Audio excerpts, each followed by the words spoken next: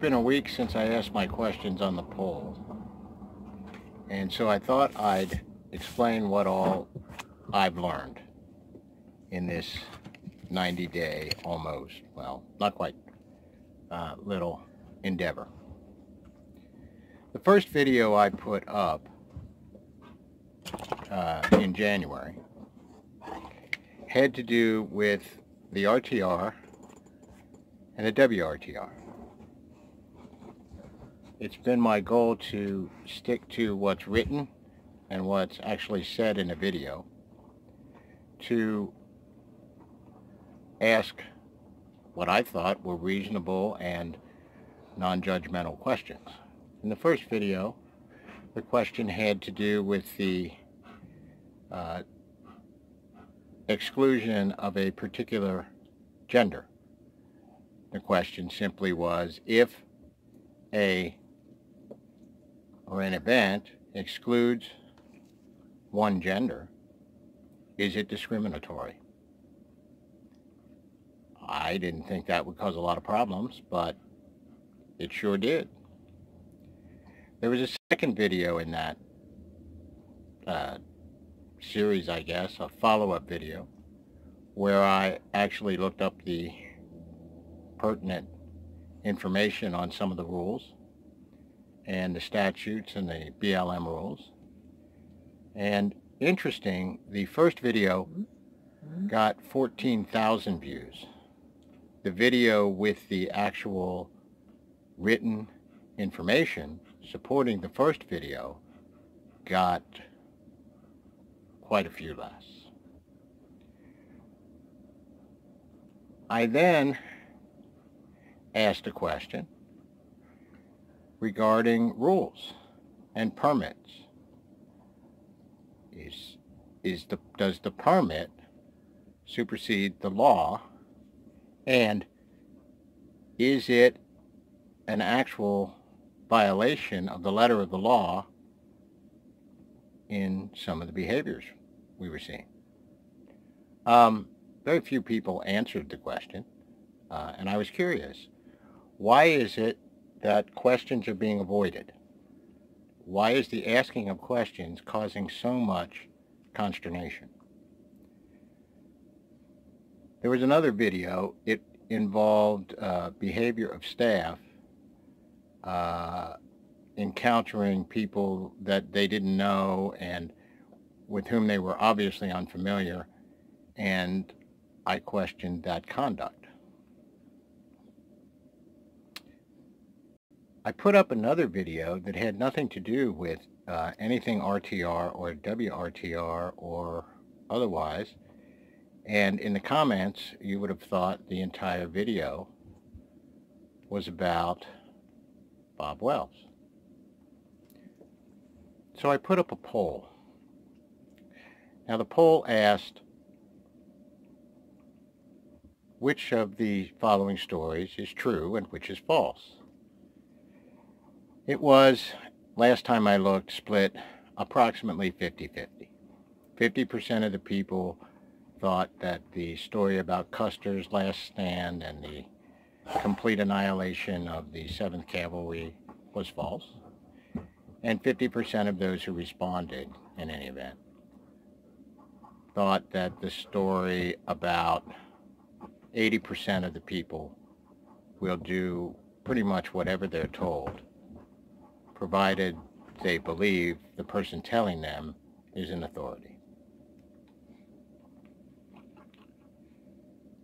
The true story, the factual story, the one supported by data, science, and repeatable results, was the story that 80% of any given group will do whatever an authority figure tells them, even if it violates their conscience and principles.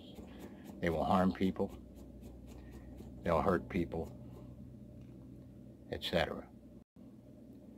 Of the remaining 20%, if you make the penalty for non-compliance severe enough, only 5% will refuse.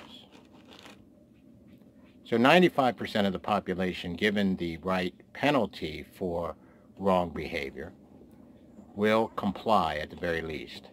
80% conform.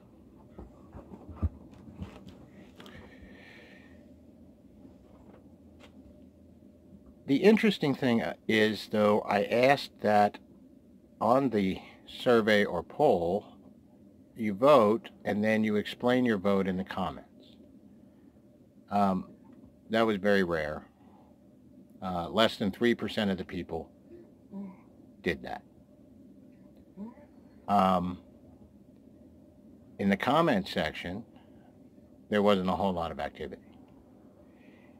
In the video I did that wasn't inspired by anything Bob Wellian, most of the comments were triggered, or something triggered, that people comment on the role of Mr. Wells. So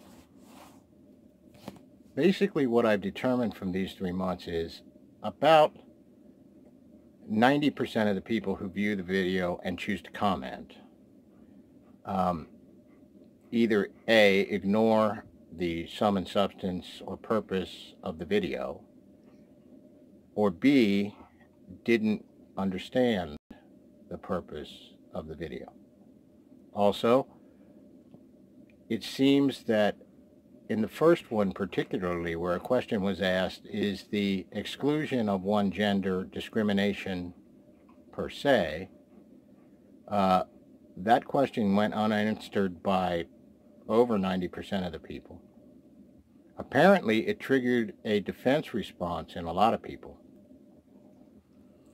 And they began defending the exclusion of one gender from an event.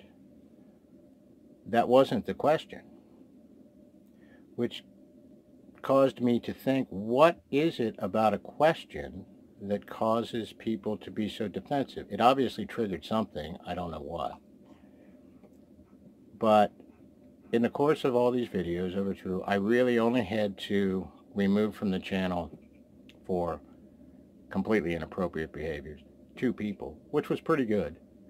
But I don't understand why there is such an aversion to fact and oral and written representations as opposed to people's individual perceptions. Now, I think there may be some sort of hypothesis somebody could put together and develop a study. I'm not going to do it. But there's a question. It seems to indicate, I don't know, there's no evidence, I don't think. There's never been a study. But is technology,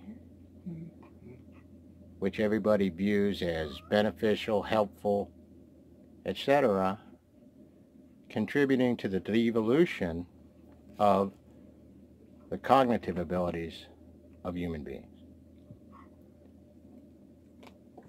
I don't know. That's a question. If you want to comment on that question, that'd be fine.